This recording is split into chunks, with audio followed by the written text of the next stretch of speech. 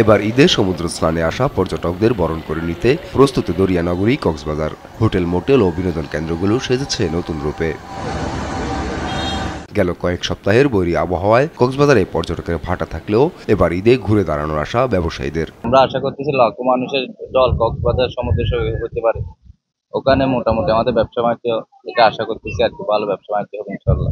এই পর্যটকদের নিয়ে আমরা কিছু সংখ্যক ব্যবসা আমাদের হবে বলে আমরা আশা করছি। বিশ্বমানের থার্মিক্স রড, সালাম স্টিল থার্মিক্স, দেশের একমাত্র থার্মিক্স রড।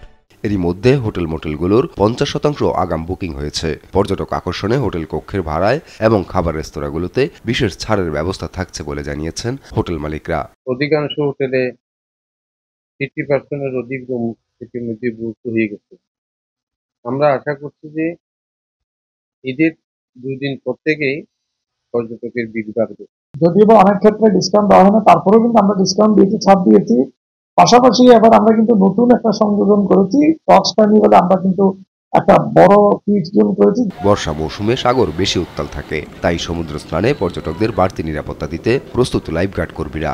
আমরা যারা লাইফগার্ড রয়েছে এবং আমাদের পাশাপাশি প্রায় 20 থেকে 30 জন ভলান্টিয়ার রয়েছে। আমরা চাচ্ছি যে ঈদের মৌসুমটা ওই মৌসুমে যেন নিরাপত্তা আরো বেশি হয়, যেমন সুগন্ধা লাবণী কলাতলি 3 পয়েন্ট একেবারে প্রচুর মানুষ থাকে। আমরা চেষ্টা করবো জানি যারা বেড়াতে চান কেউ জানি বিপদে না পড়ে। পর্যটকদের নিরাপত্তা ও হয়রানি রোধে নেওয়া হয়েছে ব্যবস্থা। আইনশৃঙ্খলা বাহিনীর পাশাপাশি নির্বাহী ম্যাজিস্ট্রেটের নেতৃত্বে মাঠে থাকবে ভ্রাম্যমাণ আদালত। আমরা পর্যটকদের নিরাপত্তার জন্য বহুবিধ আমাদের পদক্ষেপ নিয়েছি। জেলা পুলিশ, টুরিস্ট পুলিশ, আমাদের সেনাবাহিনী আছে, এছাড়া আমাদের র্যাব সহ অন্যান্য যে আমাদের নিয়মিত যে বাহিনীগুলো আছে তাদের সমন্বয়ের টিম নিয়মিত টহলে থাকবে।